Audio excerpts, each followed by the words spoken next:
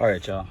I noticed there's no videos on how to remove a water pump on the 15 and up S550 Mustang GTs with the 5.0 liter V8.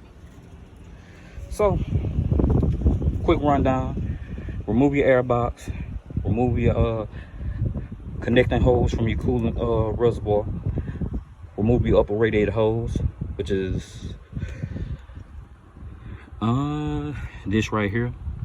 You got to put back and then disconnect your bottom radiator hose. And then this is a 15 millimeter bolt to get your belt tensioner loose, to get your belt off. You got two 8 millimeter bolts right here to disconnect this fitting right here to get your housing off. Then it's four up under there, four 10 millimeter bolts to get the water pump off. And then this was a 10 millimeter also to get the pulley, this thing off. So be back in a little while once I got it off. All right, y'all, excuse the wind noise, but this is the Ford water pump. And as you can see,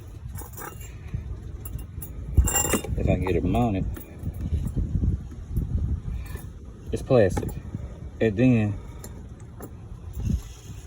the bearing is if I can get it to mount right, the bearing is out in the pump, which caused it to start leaking. Don't know how Ford made it plastic, don't know.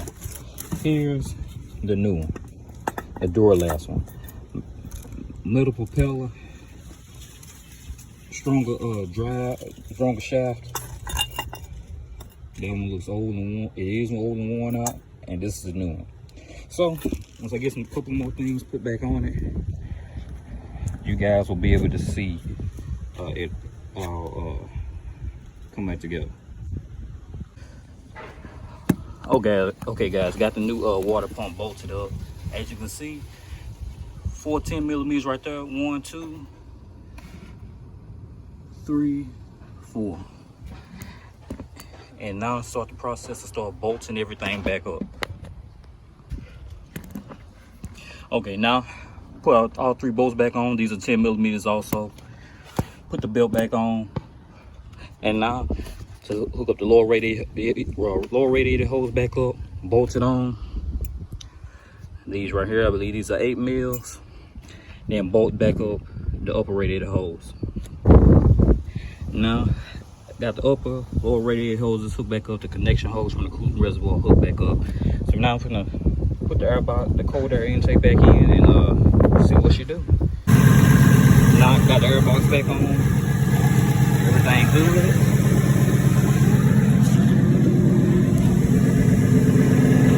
No leak.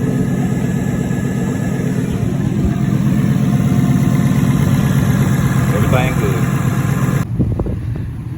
All right, y'all, once it's all said and done, I got the car back running.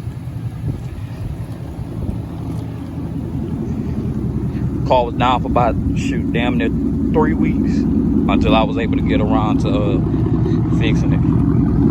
But got it back running.